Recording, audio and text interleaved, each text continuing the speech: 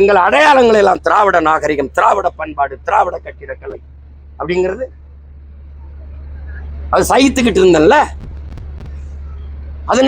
அதனால எதையும் செய்யலாம் தமிழன். ஏன்னா அவனுக்கு இன உணர்வு, மான உணர்வு ஒண்ணும் கிடையாது. அவன் மானம் கட்டவன்.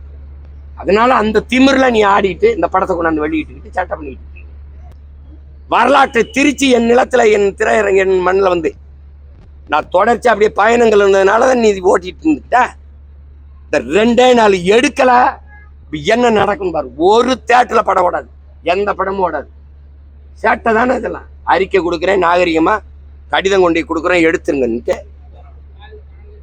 அப்படியே என் மானத்தை வித்து உனக்கு பணம் தேவைப்படுது, என் இனத்தின் மானத்தை வித்து. அப்படி என்ன தேவைப்படுது? என்ன தேவைப்படுது?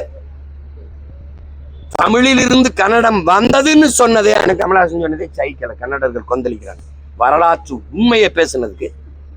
இந்த தேர்தல்கள் மயிரை வச்சு தூக்கி போட்டு போயிருவேன். பாத்துக்க, சேட்டை பண்ணிட்டாலே. அது ஒரு ஜனநாயக அமைப்பா நாங்க இருக்கிற வர எனக்கு ஒண்ணுமே கிடையாது. எனக்கு இனமும் அதன் மானமும் எதிர்கால பாதுகாப்பான நல்வாழ்வும் தான் முக்கியம். இந்த மாதிரி சேட்டையெல்லாம் வச்சுக்க கூடாது. ஒழுங்கு மரியாதை படத்தை எடுத்துட்டு வேற படத்தை போடுங்க.